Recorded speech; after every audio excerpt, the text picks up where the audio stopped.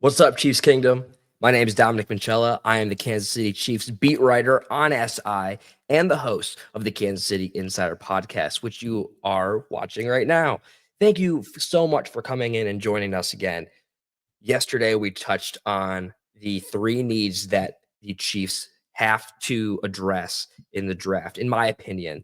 No intel within the organization, just going based off last season's struggles and what they could build on. Touched on offensive tackle, defensive tackle, edge rushing, but there's definitely certain areas that they could go forward with. Who knows if they're going to trade away that 31st overall pick? They're typically have found some diamonds in the rough later into the draft, which leads me into the topic for today. Travis Kelce, he's coming back, much to the happiness of several in the community, within the organization. He's their guy. This is a legendary tight end for Kansas City. The sad thing is, though, is that he is slowly decreasing regression. And last season, he only scored 3 touchdowns, which is the lowest in his career. He hasn't reached over 1,000 receiving yards since the 2022 season, and he's gone from 984 in 2023, 823 last year, and that's his lowest receiving yards that he's had. Which poses the question, should Patrick Mahomes keep targeting him? He was targeted over 100 times last season. He still led the Chiefs in receiving yards, as he typically does. But now that he's getting older, is it time to kind of lean into a new narrative in Kansas City? New tight end? The draft is coming up, and there are a slew of prospects that they could choose. But as I stated yesterday, in my opinion, I don't think that the Chiefs need to add a tight end, but if they do, they should add one in the back half of the draft. If that's an area where they feel that they need to improve the depth, they've got 3 7th-round picks. I think that that's an area where they can grow on.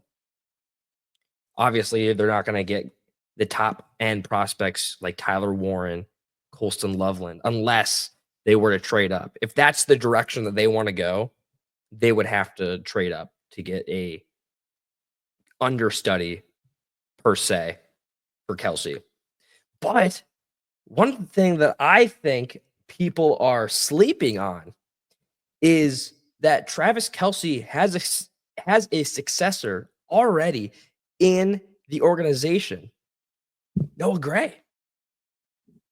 Noah Gray, former 5th-round pick, has emerged into a consistent player in the Chiefs offense. Since 2021, he's improved in receiving yards each year. He's averaged over 10 yards per reception in the last 3 years. He plays in almost every single game. He's a guy that's consistent. He's reliable, healthy, and his receiving yards and targets have only improved from year to year to year. Last season, he had 437 receiving yards, which is a massive growth from his 305 the season prior. He also scored a career high 5 touchdowns, and he brought in 25 first downs.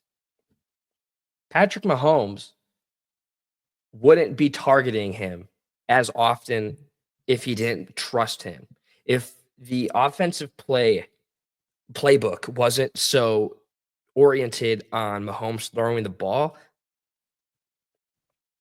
Kelce and Gray would be getting the ball more often than not. Sometimes we've seen over the last few years that Kelce is Mahomes' right-hand man. He's the guy to go to when he needs to get the ball away. Gray, about to turn 26 years old.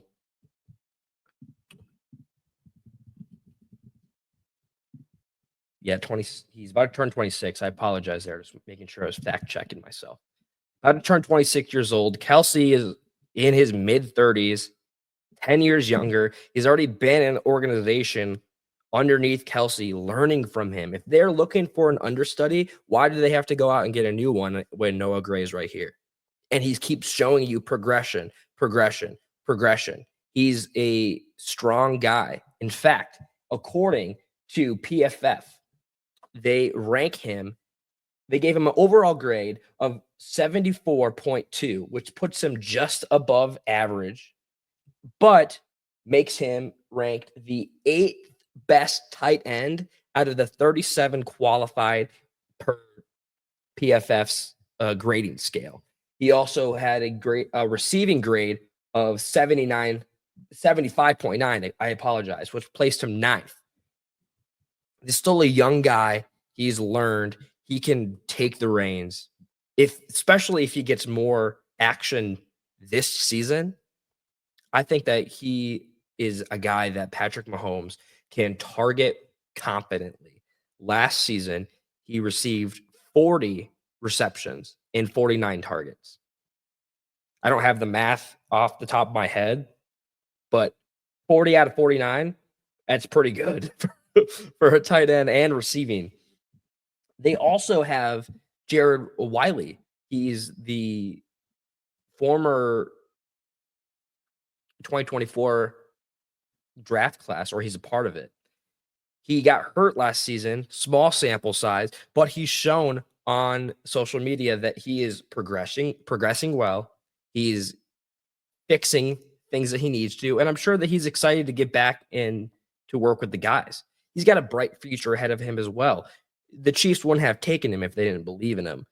But now that the injury's behind him, hopefully we start to see more of what Wiley can do in Kansas City.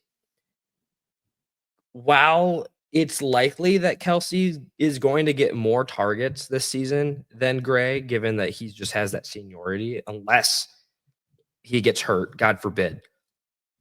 That I think that Gray will have a impressive season to where he can make the Chiefs kingdom feel confident in the passing of the torch from Kelce to himself.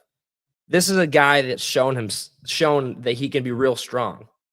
If they were so worried about a successor, I think that they would have found one sooner, years prior, rather than looking for it now, who's going to be able to become a immediate impact player, rather than sticking with a guy who's already been through the system. He knows the offensive game plans. He knows how things work. He has built relationships with people. This is a guy where I truly think that Noah Gray has the skill set to become one of the better tight ends in the National Football League after Travis Kelce is no longer with the Kansas City Chiefs. I know that was a lot. And I just think that it's all the stats speak for themselves. Still young, still has a lot to prove. He fits well with what the Chiefs are trying to accomplish. He's got some championship hardware to his name as well. They extended him. They believe in this guy. They wouldn't have done all of this if they did not believe in him. But that will conclude my podcast for today. I appreciate you stopping in and listening to what I had to say. It will be intriguing to see what the Chiefs do in the draft, if they address the tight end position, or if they feel confident enough to just stick with what they have and then address it in the future 2026 draft, maybe trade later in the season. I guess we'll all have to wait and see.